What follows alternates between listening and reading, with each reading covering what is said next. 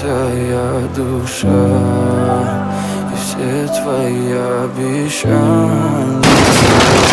Пустота в